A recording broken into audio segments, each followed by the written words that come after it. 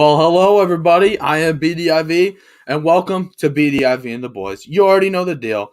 It is the best talk show here in the Plum area, and soon to be the best talk show here in the tri-state area. Okay, we're the real deal. We're starting to grow here. And listen, I want to give a proposition to you guys out there, the viewers. Now, listen, I have a lot of guys here. Not a lot today. We're a little low staffed, but that's not the point.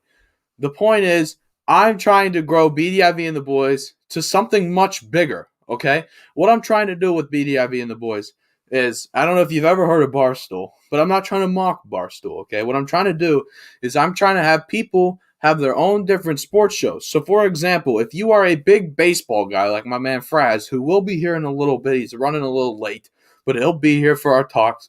If you have a lot of interest in baseball, you can have your own baseball show, but it would be you would be part of BDIV and the Boys, and you would have your own show, and all you would talk about is baseball. Stuff like that. Your own hockey show, your own football show, stuff like that. That's what we're trying to grow into. So please, if you have any interest in doing that at all, make sure to email me at bdivatb@gmail.com, or if you know anybody who would have any interest in that. I saw a few guys announced that they're trying to start their own podcast, and I'm not going to lie, it's because of me, it's because of us. We're a big deal here. We're starting to grow a little bit. You know what I mean? Like we got a little swagger to us. We're starting to become the real deal. People talk about me all the time. You start blowing up when teachers start talking about it. Like, teachers walk up to me, "Hey, Billy, I really loved your show. I didn't know about anything, but I loved your show." Like, thank you. Okay, thank you. We're a big deal here. We're growing. Despite having only two viewers right now, I love both of you. Might be homo, but it's okay. It's okay. You know what? Gay is okay. So, let me get into what we're going to be talking about today. There's a few things that I want to be talking about today. First thing would be the move in Brooklyn. Blake Griffin signed with the Brooklyn Nets today after a contract buyout. Well, not today, excuse me. A few days ago, after a contract buyout for league's minimum 1 year. Basically, Blake Griffin is trying to win a championship, and that's pretty much it. We're also going to be talking about the situation with Andre Drummond and Cleveland. His contract is expected to be bought out as well. Some teams of interest would be the Lakers or the Nets, of course, the two super teams in the NBA. Also, this is breaking news. This is what Brandon told me. LaMarcus Aldridge, who was a free agent from the San Antonio Spurs, who recently just got his contract bought out because he wants to part ways, now wants to pretty much be on the Miami Heat, another team that made a pretty good run last year. We're also going to be talking about, I know, we've talked about it so much, NFL offseason. There's a lot to talk about in the NFL. What are the Chiefs doing? Like, what are they doing? The Steelers have some eye-openers as well. Buffalo Bills cut John Brown today. Again, what are the Chiefs doing? They cut 3 linemen today that all were starters. Doesn't make any sense at all.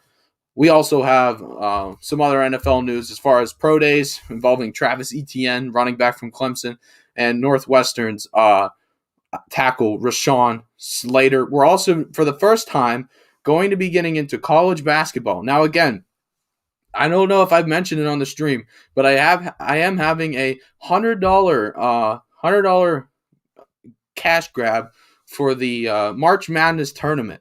I have my own bracket. I'm going to be releasing passwords here soon. All you have to do is sign up and give me your first and last name on your bracket. Nothing special. I'm not asking for anything crazy. That's pretty much it. I mean, it's going to be a good time. I think Selection Sunday is coming up. Make sure you go watch so you can think about your picks. I'm going to be honest. It's going to be pretty in-depth for me. This is a weird year. We're going to find out some teams are already opting out. Well, not opting out, but they don't have a choice. They're not going to be competing, in March Madness this year. That would actually be the Duke Blue Devils, which is crazy because Duke hasn't made the tournament, or hasn't not made the tournament since '94. So that's definitely a big move.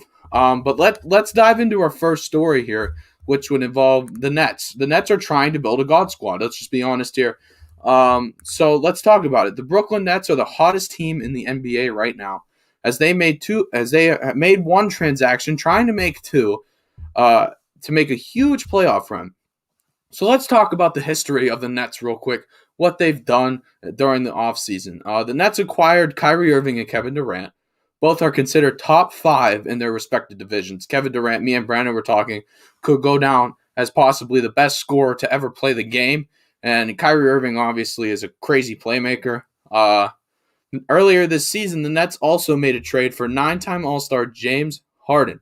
Now, you could argue that James Harden is one of the best if not the best playmakers in the NBA right now. He's starting to move the ball a little bit more, especially on a team that has superstars like Kyrie Irving and Kevin Durant.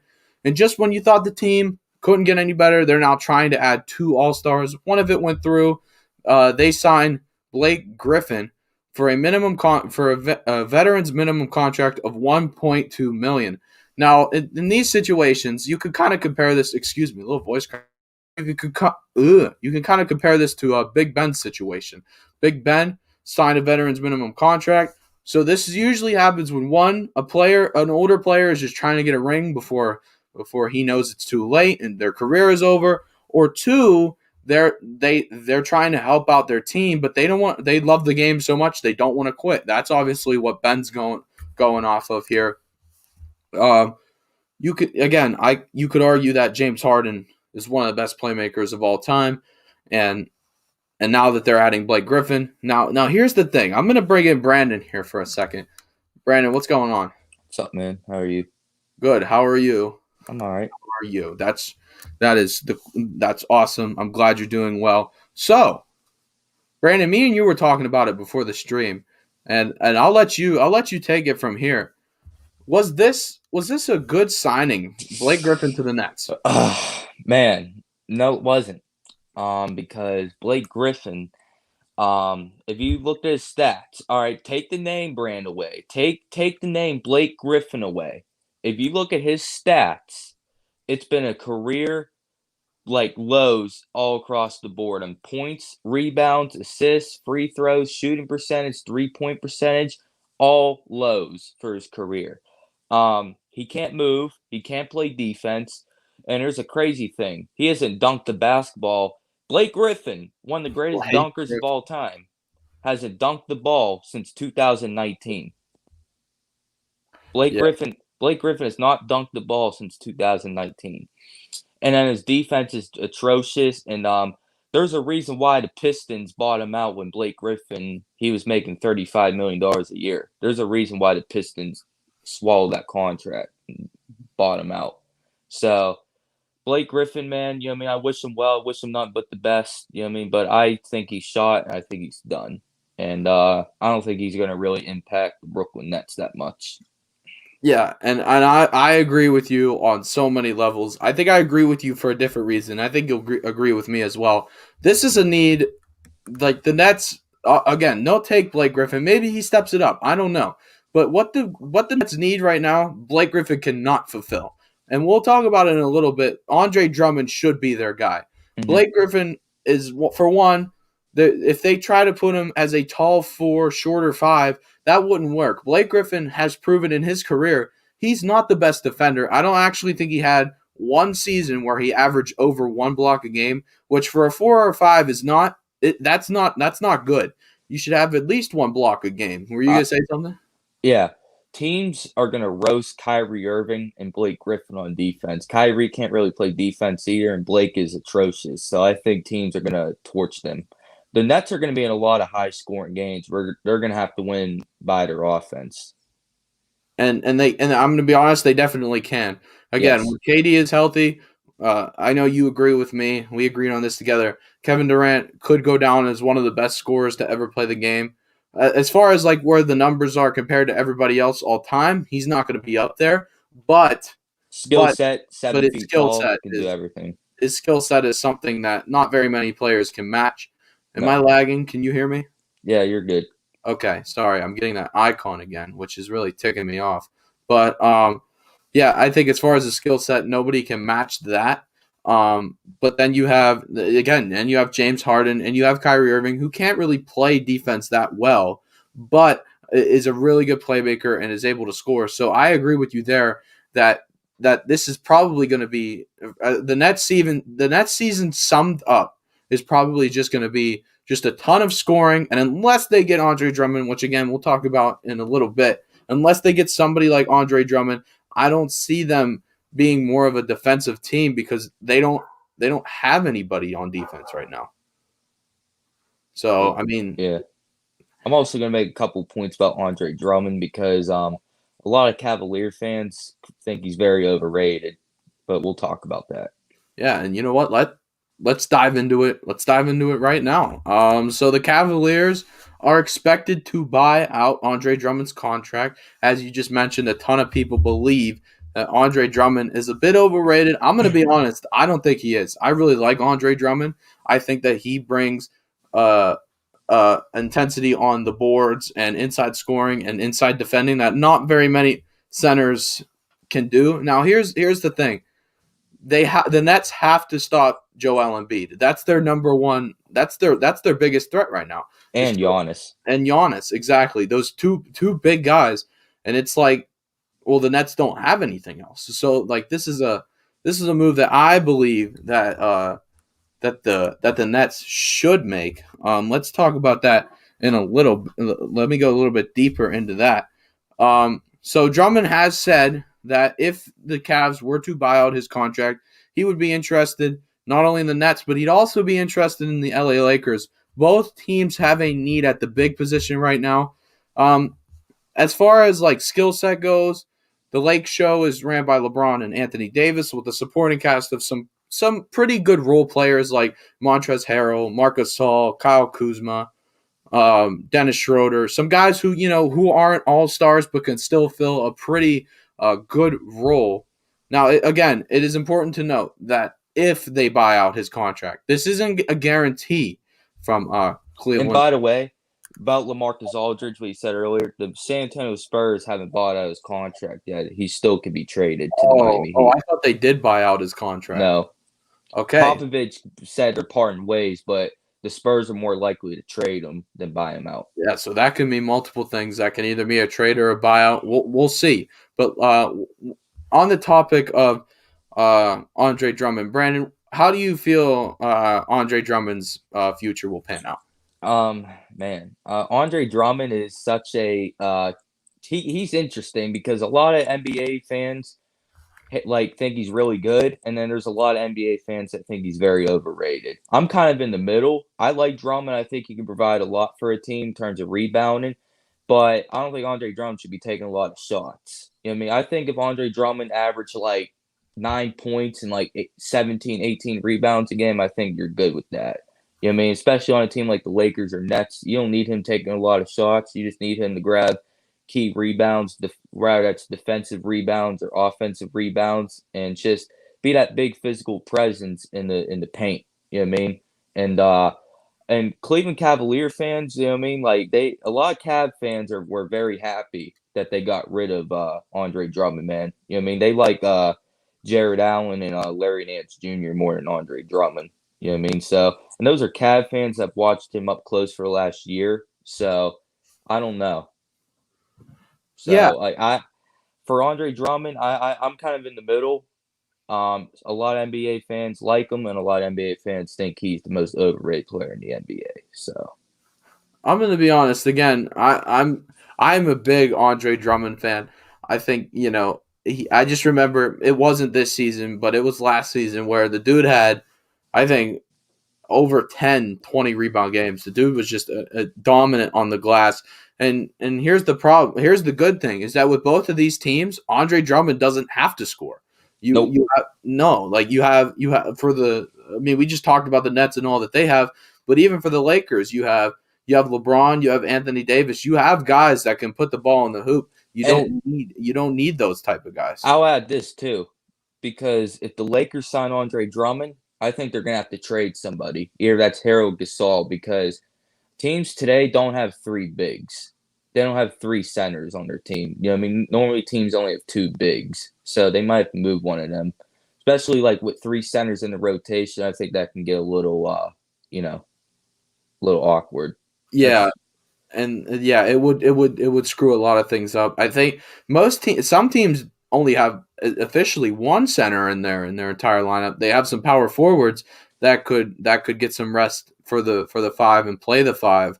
But Mm. yeah, I think that teams it would make I agree it wouldn't make much sense to have three centers in a rotation of at most 10 players. So Maybe yeah, get rid of I agree there. Gasol.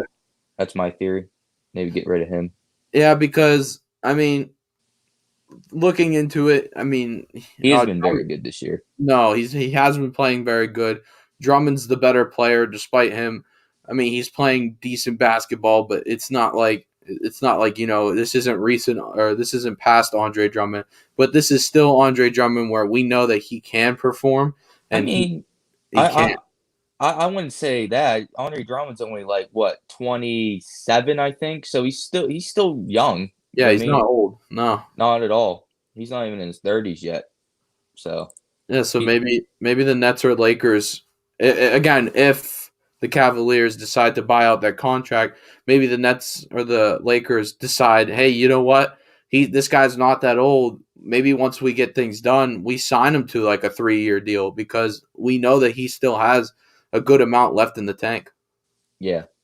Yeah, and Brandon, I'm gonna kick you out here. We'll bring you back here in a little bit, but we're gonna move on now. Listen, people. I apologize. Okay, we're inching closer to the draft. I love the draft. You love the draft. Everybody loves the draft, but nobody likes to talk about football that much. And I don't even like talking about football that much. But there's still much so much to talk about in the NFL, and a lot happened today. Let me just give you a little brief summary before we start. So the Cowboys made some moves today. John Brown got released. Big question: what the heck are the Chiefs doing? They cut three linemen. I don't know. We're gonna get into all that right now. We'll start with the John Brown story first. So the Buffalo Bills released former Cardinal and Raven John Brown as an unrestricted free agent. That'll clear them up $8 million in cap space. However, cap space. Why did I say it like that? However, he added some depth to that receiving core. He wasn't that great, but he added some depth to that receiving core behind Diggs and Beasley. Yeah, Diggs and Beasley. Um, I have a stat here. He only started 8 games.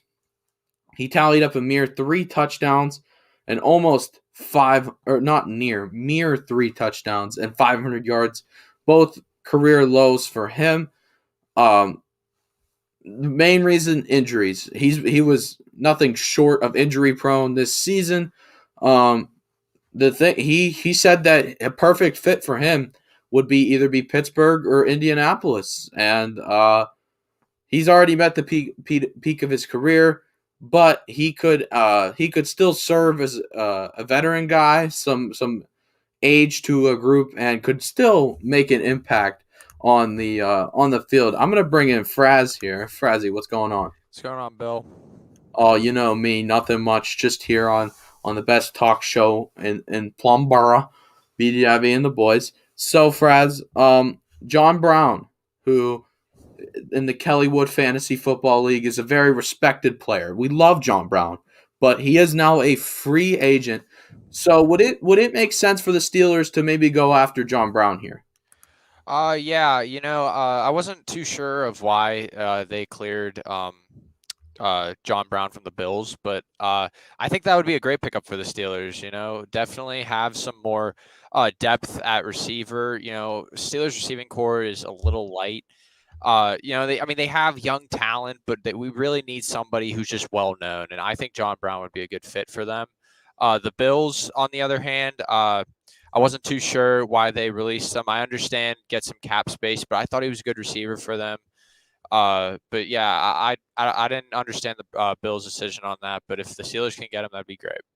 Yeah, and I agree, but the problem is I don't know if the Steelers have the space. Listen, if John Yeah. Brown still costs 7 or 8 million, it's definitely not worth it Well, because well, Billy, if I could say this real quick before you keep going, I'm pretty sure once if a player's released, that it just brings them down. Like it's just always how it's been. Like yeah. their next pay is gonna not gonna be as high as it was. So yeah. Yeah, and but still, I think there would. I mean, look at the J.J. Watt. Obviously, J.J. Watt could still be dominant, but just as a comparison, there are some instances where teams really like need a receiver and would still pay 7-8 million for John Brown. Personally, I wouldn't pay the guy more than Yeah. 5. I think Yeah. John Brown is at the bottom of his career. Not much else to be said about that. As far as like I actually really like John Brown, more of a deep threat guy, which, to be honest, which I want to talk about in a little bit. I didn't even write it down.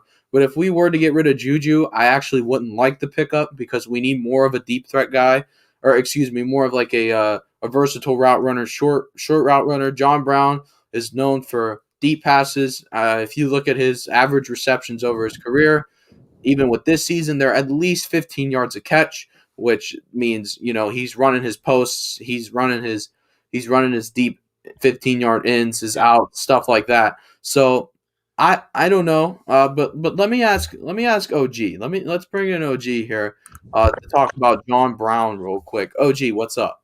What's up? So John Brown, okay, Mhm. former Buffalo Bill, former Baltimore Raven.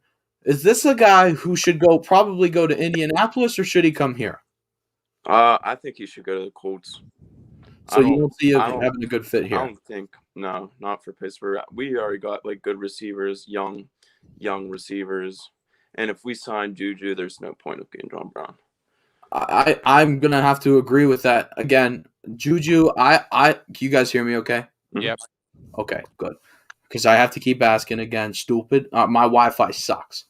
It just sucks. But again, I will talk about it in a little bit. I didn't even write it down. But if Juju were to leave, I still wouldn't even like the pickup. I think we go after. We would have to pay, or as the Steelers usually do, we usually take no matter what our situation is. The Steelers always take a receiver in the draft. It doesn't matter what round. What you call it. Our compensated picks came in today. We got an extra fourth round pick.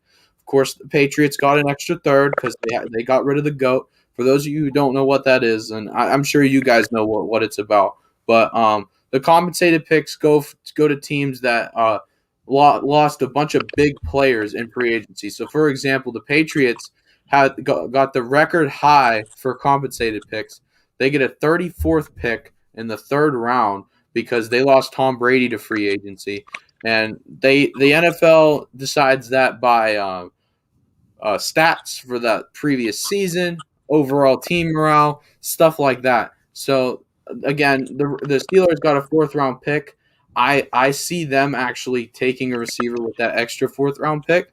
Um, I'm actually gonna post all of my. I didn't do. I have a redone first round draft. I actually I told Fraz I actually did a whole 7 round mock draft, which took forever. It took 2.5 hours. But maybe one day we'll really get into that deep. But I switched a ton of stuff up. I even have I'm not sure it's a great fit for the Steelers. I even have Travis Etienne going to the Steelers here instead of Elijah Vera Tucker. Um, but yeah, so let's move on. That's aside from the point right now. We've talked about the draft enough in previous shows. Let's talk about the Dallas Cowboys here. Now, you think I would talk about the Dallas Cowboys because they signed Dak for $160 million deal? No, that is not what we're talking about today. We're talking about the very smart move that the Kansas City Chiefs should have done by restructuring some contracts here, and it's the same positions too. Um, Zach Martin, Tyron Smith, and La'el Collins all got their contracts restructured, and the team saved almost 20 million in cap space, which is amazing for them because these are some good guys. These are some pretty darn good linemen. They're aging a little bit, but they Lyle definitely Collins still got some years, but the he's other younger two, guy. yeah, the other two, I Yeah. believe. Excuse me. I actually believe La'el Collins is coming off of his rookie contract Yeah. now. So, yeah, he does definitely have some youth to him. But the other two are old, but Zach Martin can still be one of the best right guards in the NFL. Um, what else? What else is happening here? Um, Now, many expected the Cowboys to possibly take an offensive tackle with their first round pick, but re signing those two I think that really solidifies what they're going to do in the draft. Their only other need is or like their huge need is a corner. Mhm. So again, going back to my mock draft, I actually have Patrick Surtain the second going to the Cowboys. I think that's a great move by the Cowboys, re-signing those two. Now, I don't also think it's a bad idea for them to take a tackle in the draft, as again, Tyron Smith he's a bigger guy. He's proved to be injury prone. It wouldn't be a bad idea to actually take one in the third round here. Fraz, what do you expect the Cowboys to do now that they've made this move? What's next for the Cowboys? Well, I love the move that they made. First of all, saved them so much money. Got to keep 3 unbelievable linemen. That I think the tackle for the draft is off the table now. Unfortunately, the Cowboys' defense was very ugly to watch during the season this year, and I can definitely see them either going for cornerback. Probably, I forget who the number 1 corner is for this It is year's draft. it's Caleb Farley, but the problem is that Denver. Yeah, I don't know if he's going to get far. Yeah, I was going to say I don't think they're going to get Farley, but they're going to get the next whoever's up after that. But definitely defense, hands down defense. Yeah, they have to go defense. I think they should go defense 2 rounds in a row. Yep. I think I actually have them taking an edge rusher round 2. This is the best, whatever the best edge rusher was on the board. But yeah, Caleb Farley is definitely the better corner. Well, some people argue it's Surtain. There's been some practice highlights where he locked up both Devontae Smith and Jalen Waddle in practice, but that's besides the point. Caleb Farley is a much better athlete, and so I think Caleb Farley will definitely go before. The problem is that Detroit is in desperate need of a corner right now, and unless they take a quarterback, I see them taking Caleb Farley, and then I have Surtain going to the Cowboys. OG, I wanna ask you a question, which we talked about on a previous show about Dak Prescott. Was the Dak Prescott move a good move for the Dallas Cowboys? Yeah, I think if Dak Prescott stays healthy and he does good this season, I think it was a very good move by them. Yeah, no. Here's the thing. I'll follow up a question here with this. Mm-hmm. If you're looking at Mahomes' contract and his contract, Mahomes makes annual $44 million a year. Dak's going to make 40. Do you believe that Prescott deserves that close of a contract to Mahomes? No, I don't believe in that. I don't think he just came up from an injury. It was a very tough injury too. Gruesome. Yeah, I don't know. That's a tough one. Fraz, what's your opinion on that? Yeah, no, like I said last stream too, like it's too much of a risk to take for the Cowboys. I really didn't understand just the money. Like, I mean, I can understand giving them a contract, maybe restructuring it a little bit for less, but I mean, 160 million for a guy who just had an injury that could potentially be a career-ending injury is just absurd. Yeah, and there's been some questions arising from that. They held a press conference actually yesterday. I watched the whole thing.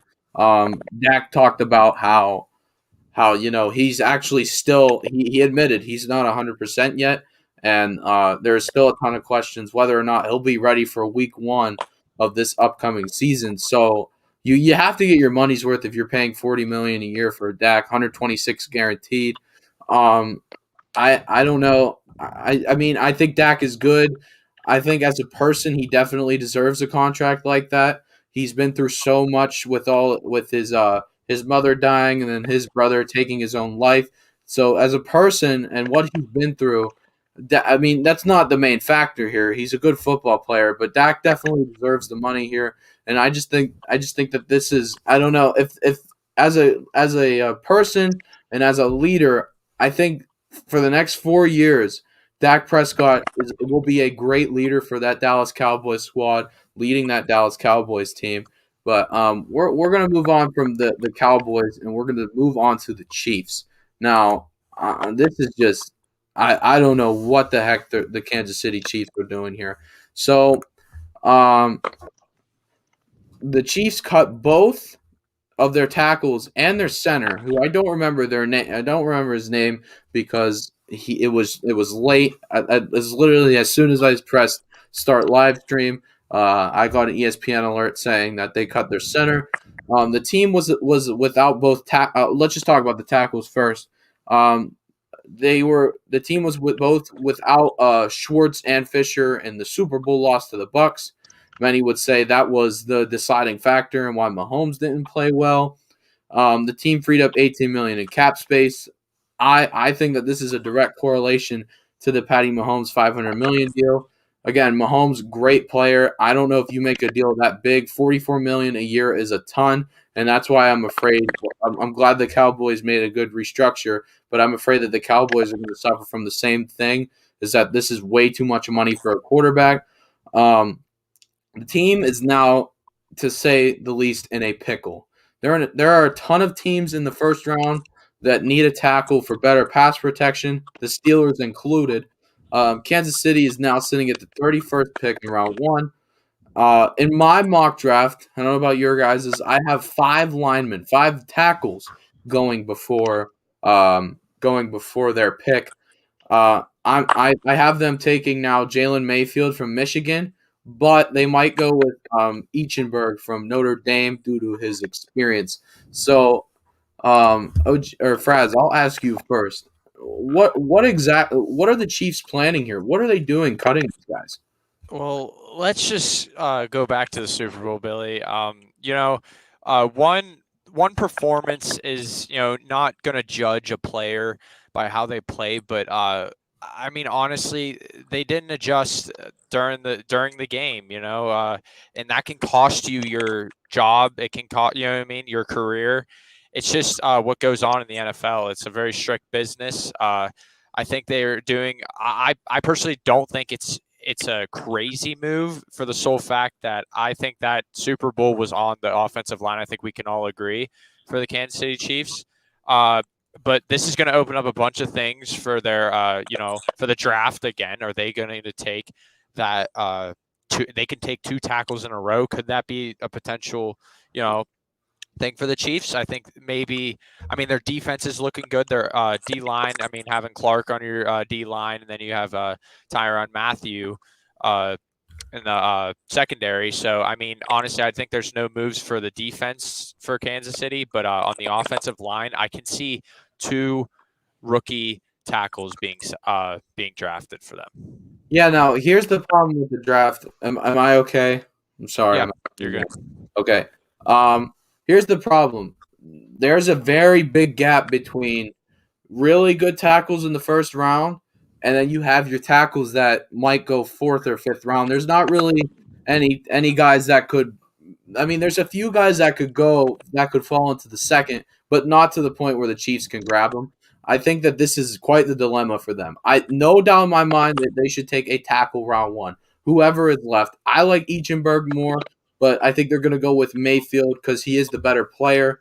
But you have nothing really. I mean, the Chiefs have not a great pick, the 31st pick in the first round.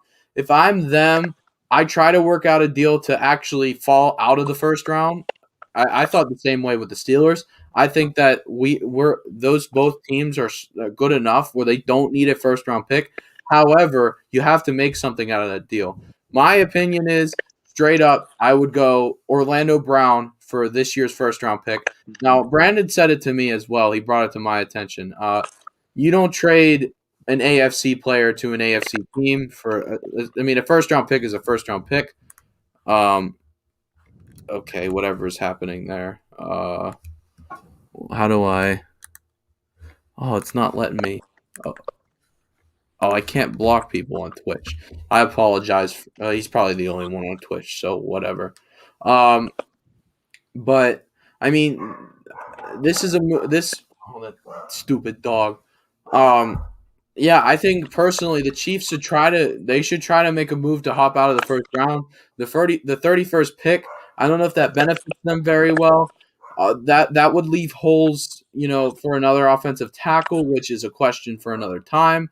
There's a good amount of free agents on the board. If the Chiefs really want to spend the money that they don't have, Trent Williams, that was from the 49ers, is still on the board. Really good player as well. You have Orlando Brown. As far as their center needs, again, I don't remember who it was, but centers, I think that they're pretty good. However, they're not that important. So you could see some guys fall into the later rounds. Right. I have yeah. So what's it called? How much cap space were they able to get for those three linemen? Do you have that? So between the two tackles, it was 18 million. Okay. Let me really quick fact check. Let me really quick see how much. Yeah, I mean, even though 18 million, you said 18 million, even that is a lot of money for a team that just went to the Super Bowl. You know what I mean? You can do a lot with that. I can see them maybe doing, either trading or signing some maybe new linemen. I don't. I mean, I can see that too. Maybe not just go to the draft. Maybe maybe try to find a free agent lineman. And work Yeah, with that. yeah, and I agree. So what I'm reading here is that he has not guaranteed that he has left yet. He is expected to leave. They're expected to lose him in free agency. And Austin Reeder is his name. I don't know how I didn't forget that because this guy is very good. Okay, this guy had a B plus pass block rating. He had an 87.7, which is really good. He did not let up an entire sack this season, which is really good. But again, this is a guy who he is. How old is he? He's 29, so he's still on the younger side as far as linemen go. But I mean, this is a deal. I think that the Chiefs, they should definitely try to re-sign him. But if the money is not right, I think with the Mahomes deal, they put themselves in a very bad situation. Again, 44 million a year. Mahomes is the real deal. Don't get me wrong, but 44 million a year really puts you in the hole. And I think that they're going to struggle to rebound from that. OG, do you think 44 million a year, despite the player, is too much money for a team to handle? Yes, I agree. 44 million a year is a lot of money for one player, but it is Patrick Mahomes. He's a very good quarterback. I mean, 44 million, you could do a lot for the team. You need offensive linemen, and yeah, it's a lot of money for one person. Yeah, and that all comes back to it. You have to think. You have to re-sign some guys here coming up. You have Tyreek Hill. Tyreek Hill's contract is coming up, and he is not going to be cheap. So they'll obviously give him the money, but then you're in the hole even more. So now, like, what's the deal going to be next season? I mean, as far as these two tackles go from the Chiefs, I think that there's a few teams that have already drawn interest, in my opinion. Excuse me, the Raiders being one of them. The Raiders just traded. We talked about it on the last show. Trent Brown. They traded him to the Patriots for a like fifth round pick or something like that. They have the space as well. So I actually have Vera Tucker now going early to them, but I think that don't be surprised, and I'm calling this now. You can bet on it. Don't be surprised if the Raiders go after one of these Chiefs starting tackles. So yeah, that's my prediction. I think that the Raiders will go double lineman here. They'll take a lineman in the draft, and they'll also go after. I think they'll probably go after who is the better one here. I think they'll go after Mitchell Schwartz. So I mean, I don't know. Who knows? We'll see what happens with Reeder, the center.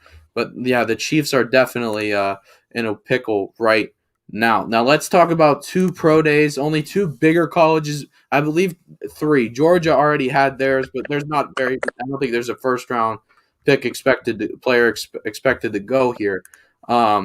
So the first one was Northwestern's pro day. Only one really big talent here, and Rashawn Slater, who put on a field day. I believe he's hovering around 320 pounds. He ran a 4.840. That is unreal. That in my opinion raised his stock through the roof. A 4.8 for a lineman that big, you never see that. Usually linemen around that size running around the 5'1", 5'2". A 4.8 is unreal. I don't know if you've seen the videos yet. You probably will run into it. He front squatted over 500 pounds like 4 times. That's unreal as well. So he's clearly showing off his strength. And also the nerd in me watched his pass sets. Really good off of his stance and showed that he can stay low and got into his pass sets really quick. He also showed that in the 3-cone drill, running a 7.1, which, fun fact, is faster than DK Metcalf's. That's crazy. Did you know that? DK Metcalf, as much as I love him, I'm going to be honest, he's like my favorite. He's literally daddy. I'm just gonna keep it frank with you. I'm gonna be honest. Yeah, you guys. I mean, you guys don't like that. You guys don't like that.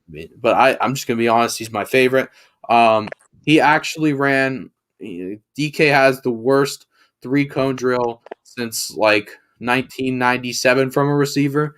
I think he ran a 7.38 3-cone drill, which is really bad. Tom Brady did better than him. So yeah, that's tough. But so I have Slater going to the Chargers at 15. I think I've always, or excuse me, 13. I've had him going 13 to there for a while. Fraz, talk to me about how important those stats mean, those 3-cone drill and that 40-yard dash. It just it tells you a lot, especially the coach. You can block an edge rusher like T.J. Watt, who's really fast off the snap, and we'll see if he can bring that to the NFL. I think honestly those numbers were insane. I mean, never heard of, but definitely for a tackle. I mean, he should be fine. I mean, I think a little bit of Trent Brown, a little bit. A really big guy. I mean, obviously not as fast, but then with a little bit of I don't know, Billy. Give me a fast left tackle in the league. I'm not really fast left tackle. Okay, so size and speed combo, I would definitely go with Taylor Lewan from Tennessee. Yeah. So we'll go with a mix of Lewan and Trent Brown. Like it's unstoppable. I mean, we'll see if he can do that in the league, but I think that's a great guy to have on your team, especially if the Chargers get him. Yeah, and I agree. I actually would go to say that his stock probably not. This is a very low chance that this happens. I think that there's a chance that his stock even went higher than Sewell's because Sewell didn't play last season. However, Sewell's junior tape was actually no sophomore tape was unreal. Sewell again. These tackles in this draft, the ones in like the second, third round that are projected to go, they're bigger guys. But these tackles that are like 6'4", 6'5", a team that needs an inside lineman, again, like the Steelers, if a player falls like that, this is a guy who could play guard. And with speed like that, you've seen in Quentin Nelson as well, pulling down blocks, in power, you can really see that speed. And I think that 4.8 tells a lot. There's quarterbacks in the NFL today that can't run a 4.8. So being 300 some pounds, 6'4", running a 4.8 40 it might not seem fast. I couldn't run a 4.8 40. I know OG couldn't run a 4.8 40. No, you can't. Stop it. So yeah, I mean that was a great showing by him. Another player that made a great showing today during Clemson's pro day was my Steelers pick, Travis Etienne. Etienne ran a 4.4 flat, and for those of you who don't know, a 4.4 flat for a running back who is about 6 foot 205. That's pretty good. Anything under a 4.45 is considered pretty darn good for running backs. Just a little background about Etienne. He is the ACC's all-time points leader combined. He's quick out of his cuts. He's an elite pass catcher. Again, I don't think he's a great fit for the Steelers. However, if he falls, I think we should definitely take him. Fraz, what do you think outweighs more, a lineman or a player in the skill set of Travis Etienne? For this year, a lineman is more important for us for the sole fact that if Ben is our quarterback, there will be no movement in the pocket, just sitting there, and we need a lineman to, keep him in shape because I love Etienne. I mean, I think he's a great running back, but you got to go for the best lineman. You got to. OG, do you agree with that? I agree with that. I think we need we need to draft an offensive lineman. Yeah, and I agree, but here's the thing.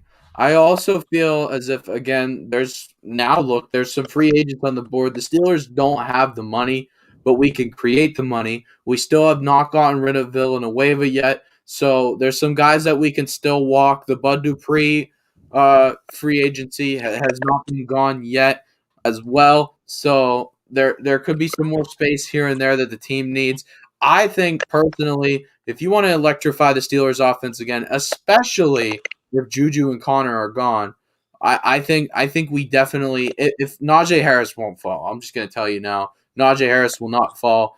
Myself included, people thought that Travis Etienne might not even go round one. I think he does here for the Steelers. This is a guy who would turn around our offense and is a good complement to Ben now that his arm is a little bit more shot. I mean, I actually no. Ben can still throw the ball. It's just can't really move at all. He's like a stone wall. But some other running back news. Speaking of running backs and Steelers, somebody put out a tweet saying we would love for Le'Veon Bell to come back as a Steeler. Le'Veon Bell, he liked that tweet. He liked it, and I'm going to be honest. I like it too. Fraz, you're shaking your head. No. What are your thoughts? No, I don't know. Loyalty goes a long way with me, Billy. I don't know. I don't like that at all. I just can't see. You know, I mean, what says that he's not going to do this again? You know, but yeah. OG, what are you thinking here about Le'Veon Bell? I don't think he's like good. I think it's past. I don't think he's like good. No. He is not in his prime anymore. He's not in his prime. No, I agree. Definitely not in his prime anymore. So, however, I don't think we should get him back. Actually, Brandon, are you here? Yeah, Brandon's here. Here, let's bring in Brandon. I haven't talked to Brandon in a What's while. up, Matt? What's up, Brandon? Yeah, so Brandon, me and you talked about this for a little bit. You're actually the one that brought it to my attention. You actually think that Bell would be willing to sign the league's minimum for the NFL regarding to the Steelers. Talk a little bit more about that. What's going through your mind with Le'Veon Bell here? Because that's all the team's going to give him. He's not worth that much money anymore. He's just not. I mean, he's a minimum type running back, and I think honestly, I get what Matt says about loyalty and stuff, but to be honest with you, that's when Le'Veon Bell thought he was a star running back, and when he learned and went to another team and realized that he's not as good as he thinks he is, he'll check his ego at the door this time, especially if the Steelers give him a minimum contract. I hope so, because Le'Veon Bell will have something to prove, and plus, when he left, the facts are the facts. Our running game went to crap. You know what I mean? I would say another word on here, but I can't swear. So no swearing. Our running game went to crap. So no. Respect for no swearing. Fraz sworn a couple times on here. Hey, I did too. It is what it is. Yeah, I mean it is what it is. What it is. Billy, I have one question for you though. Can I ask it? Yeah, go ahead. I get it. Yeah, Brandon's that you. Go ahead. What is more impressive, John Ross's 4.22 or Saquon Barkley's 4.41? Definitely Saquon's 4.41. John Ross literally is a track star. That's it. That's all he can do is run. A guy who's 230 pounds, and again, I agree with I would throw DK into this conversation too. Any guy who's that size can run that fast. Again, 4.41 might not seem that fast, but like that 234 pounds. For 240 pounds, that's impressive. Again, John Ross broke the record of a 4.22, but as John Ross has proved, all he can do is run. I would love for John Ross to come back and evolve the game in the NFL with just straight speed again, but there's no comeback for John Ross. There's not. The Bengals don't like him. Nobody likes John Ross, so there's Didn't no he get into an argument with the coach or something last year? Yeah, he did. He did get an argument with the coach. They don't like him anymore. Nobody likes John Ross anymore. I mean, Cincinnati, the Bengals have a lot of problems. They need a new head coach. What I've seen from Zach Taylor in the 2 years, I'm not impressed by him at all. He don't move the needle for me. I would give him one more year solely for the fact that he didn't have Joe Burrow the whole year, and I think Joe Burrow played very well at the start of his Bengals career. I think that he's the factor that could definitely turn it around. And then you add Sewell and some other guys that give him more protection. Yeah, I was going to say that. Speaking of offensive linemen, if there's a team that really, really needs to beef up their offensive line, them. Cincinnati's right up there on that list too. And I think the draft for this year, they fall perfectly in line. It all depends on what the Jets do. Whether they trade the pick, I think a quarterback that second pick, I think the Jets are going to end up trading the pick, but I don't know who it's going to be. I Right. think that this is definitely that's definitely a quarterback pick. Whether it's I think it's Justin Fields, whether it's Zach Wilson, whoever. Yeah, it's going to be Zach Wilson, in my opinion. So Everybody loves Zach Wilson. again, yeah, mixed feelings at number 2. I think it's definitely going to be a quarterback, one of the two. But yeah. So if there's not the most perfect alignment, I think there's 2 teams on my mock draft that perfectly align. It's them, and then the Browns also perfectly align because they need an edge rusher very bad, and those edge rushers aren't supposed to go till later in the draft. Besides Kwity Paye, I think I have him going to the Giants. Other than that, I think that they fall perfectly in line. So yeah, I mean, there's some teams that fall perfectly in line here for linemen, and the Bengals are definitely one of them. So yeah, that's another thing. And the last thing I'm going to talk about real quickly, as far as Steeler talk goes, Brandon, you mentioned it. I didn't even see it. Juju said some. What was it on Instagram? So somebody on Sports Illustrated put some on their Instagram poll. They said, "Well, will Juju return to the Steelers? Yeah or nah?" And she took a screenshot, and it stated that Juju said nah. Oh no. So, Oh. but there's another conflict to this. Ian Rappaport said something. I saw his Instagram post, and it said that Ian Rappaport says that Juju might sign a 1-year deal with the Steelers, kind of a prove yourself 1-year deal to kind of prove himself and prove that he's worth a long-term bigger contract. Which for the Steelers, to be honest with you, I know this can be unpopular. I don't know if I would bring Juju back because Steelers have a lot more needs. They have enough wideouts. Chase Claypool, Deontay Johnson, James Washington. They have plenty of wide receivers. So, would I overpay for Juju Smith-Schuster? No, I wouldn't. I would let him walk. That's just me. I would rather resign. I don't think they're going to resign Dupree because someone's going to give him a fat contract. Maybe a guy like Mike Hilton, maybe an offensive lineman, and then just worry about maybe a wide receiver in the 3rd or 4th round of the draft or something like that. Because they really don't need a wide receiver. Why can I see Dupree going to Jacksonville? I don't know why. He's not going to. I think he'll end up in Tennessee. That's where I think Bud Dupree would. I just said that just They for the sole replace fact Clowney. that have needed Exactly. edge and then have cap space. Yeah, and the problem is that again, I think the Steelers should re-sign Juju, but again, we can't overpay him. His projected market value is somewhere between 16 to 17 million. I don't think Juju's worth 15. I ain't paying that. Yeah, I wouldn't pay that either. I don't think he's worth that much. I think Juju's good. I agree with Brandon. A 1-year prove yourself contract, I think worth 11 or 12 million. I think is fair. But again, I'm not. I personally, and I know you guys would agree. I'm not sure if Juju Smith-Schuster is good for a long-term deal. I'm glad we didn't franchise tag anybody because again, the Steelers don't have the money for that. So yeah, I think a 1-year deal would do it for me, despite his age. I think that's actually not a terrible idea. Can I ask a question for all of you? Did Antonio Brown make Juju Smith-Schuster look better than what he actually is? Because I'll say this: he was going up against the second cornerback of that team all the time. All the time. So different. It is so different when you put. I said this from the beginning. When you put him against the second, and when you put him against the first cornerback, because it will change their season, and it definitely did. I'll say that. Yeah. What was he ranked in fantasy? 7th or 8th or something. Yeah, that year he was really good. Actually, and then I get him in fantasy, and he absolutely crapped the bed.